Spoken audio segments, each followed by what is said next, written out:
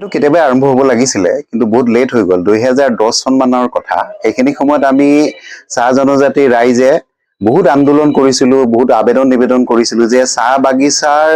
ভূমি তেখেতে কেনেকৈ ক্ৰয় কৰিব পাৰিলে 12 বিঘাকে চাহ বাগিচাৰ ভূমি তেখেতে ক্ৰয় কৰিছে আৰু তাতে আছিলে খুব ধুনীয়া চাহ বাগিচা এখন এই চাহ বাগিচাখন তেওঁ ৰঙা মাটিৰে জাপি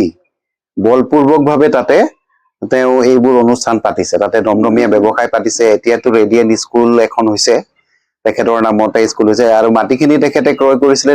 দলি শৰ্মা তামুলীৰ নামত তেখেতৰ পত্নী আমি জনাত তেখেতৰ পত্নী কোনো ধৰণৰ ব্যৱসায় জড়িত নাছিলে কিন্তু কেনেকে ধৰণৰ এই মাটি সম্পত্তিসমূহ তেওঁ আমি জনামতে তেখেতৰ এজন অভিযন্তা আছিলে অভিযন্তা এজনৰ কিমান দৰমহা হ'ব পাৰে সেইখিনি সকলোৱে গম পায় কিন্তু আয়তকৈ মানে কি তেওঁৰ যিমান আয় তাতকে তেওঁ অগাধ সম্পত্তি গঢ়িছে তাৰমানে ইয়াতে সোণাপুৰ মাজমজিয়াত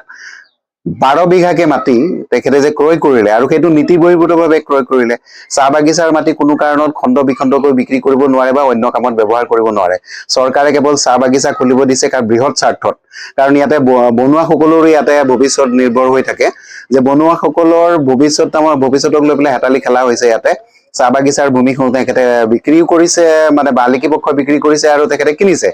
কিনা আৰু বেচা দুইটাই প্ৰক্ৰিয়াই ভুল হৈছে আৰু সম্পূৰ্ণ অনিয়ম হৈছে আৰু এই ক্ষেত্ৰত আমি আন্দোলন কৰিছিলো আৰু চৰকাৰকো আবেদন নিবেদন জনাইছিলো কিন্তু আমাৰ কথা কোনোদিন শুনা হোৱা নাছিলে আৰু তেওঁলোকে অগাধ গতিত সেইবোৰ কাম কৰিলে আমি 800 চাহ পুলি ইয়াতে ৰোপণ কৰিছিলো এটাই স্বাৰ্থ আছিলে যে চাহ শিল্পটো সদায় জীয়াই থাকক এটা বৃহৎ স্বাৰ্থত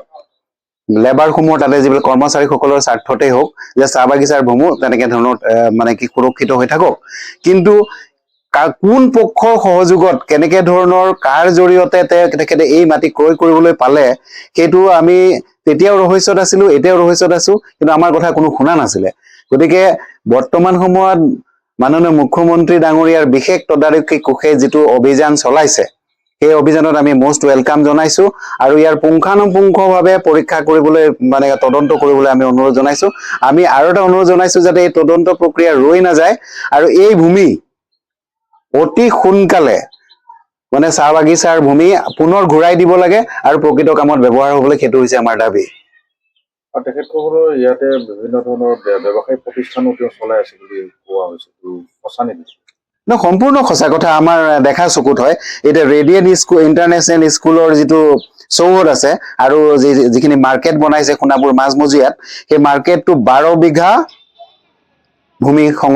মানে কি 12 বিঘা ভূমি আছে আৰু এই মাটিখিনি দলি শৰ্মা তামুলীৰ নামত তেখেতে ক্ৰয় কৰিছে আৰু ৰেজিষ্টাৰ কৰিছে আৰু আমি আবেদন নিবেদন দিয়াৰ কাৰণে হয়তো নামজাৰিটো হোৱা নাই আৰু স্কুল এখন কেনেকে হ'বলৈ পালে যদি মাটিয়ে তেওঁলোকৰ নামত নাথাকে এখন স্কুল হ'বলৈ কেনেকে পালে তেখেতে স্কুলখন কেৱল মাটিখিনি হস্তগত কৰাৰ কাৰণে এইটো এটা ফান্ড পাতিছে মানে কি দৃষ্টি আকৰ্ষণ কৰিব বিচাৰিছে যে আমি ভাল কাম কৰিছো তেনেকে ধৰণৰ কিন্তু বেআইনীভাৱে যিবিলাক কাম কৰিব আমি সদায় আমি কমেই যে এইটো বেআইনী হৈছে আৰু বেআইনী প্ৰক্ৰিয়াৰে কৰা কামটো চৰকাৰে চকু দিব লাগে আৰু এইবিলাক বন্ধ কৰিব লাগে আৰু তেখেতে ইমান সম্পত্তি কেনেকে গঢ়িবলৈ পালে কোন চৰ্চৰ পৰা উৎসটো কি যে মই গাই শুনাই দি আছো এৰাবাৰী পানেচিয়াৰ ওচৰত 26 বিঘাকৈ মাটি তেখেতে ক্ৰয় কৰিছে বৰঘাটত 2 বিঘাতকে অলপমান বেছি 2 বিঘাই ধৰক 2 বিঘা মাটি কাল্টিভেশ্যন লেণ্ড 2 বিঘা মাটি কিনিছে যোগদলত ফিল্ডৰ ওচৰতে 2 বিঘা মাটি ক্ৰয় কৰিছে বালাজী মন্দিৰ গুৱাহাটী এটা খুব আটক ধুনীয়া খুব ডাঙৰ 5 ষ্টাৰ ষ্টাইলত এটা মেৰেজ হল আৰু পাৰ্কিং আছে এজি অফিচৰ ওচৰত দুটা খুচ ডাঙৰ বিল্ডিং আছে ডিকে টাৱাৰৰ তলত ডিকে এণ্টাৰপ্ৰাইজ নামৰ কাঁহ পিতলৰ এখন দোকান আছে পামহিত দুটাকৈ মানে বিশাল দুটা জাগাত গোডাউন আছে তেজপুৰ মেডিকেল কলেজৰ ওচৰত 2-3 কোঠাৰ মানে ব্যৱসায় প্ৰতিষ্ঠান আছে JDDS super market Beltola Lakshmi মন্দিৰৰ ওচৰত সুপাৰ মাৰ্কেট আছে এইবিলাক সমূলি ইমান ধন ইমান সম্পত্তি তেনেকে তেওঁ কেনেকে গঢ়িলে সেইটো আমাৰ ৰহস্যৰ আৱৰ্তত আমি ৰাইজে জানিব বিচাৰিছো যে এনেকুৱা ধৰণৰ কেনেকে ধৰণৰ তেওঁ এই মাটিবোৰ ক্ৰয় কৰিব পাৰিলে সম্পত্তিবোৰ ক্ৰয় কৰিব পাৰিলে সেইটো এটা আমি ৰাইজে জানিব বিচাৰিছো আৰু যদি তেখেতে ইয়াৰ তথ্য